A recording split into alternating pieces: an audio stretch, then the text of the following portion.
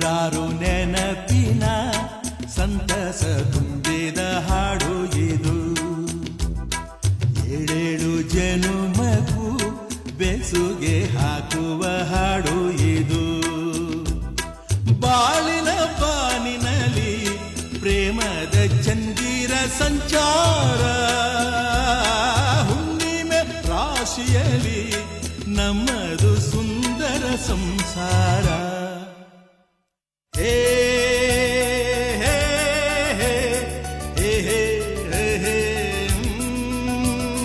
ನೂರಾರು ನೆನಪಿನ ಸಂತಸ ತುಂಬಿದ ಹಾಡು ಇದು. ಏಳೇಳು ಜನು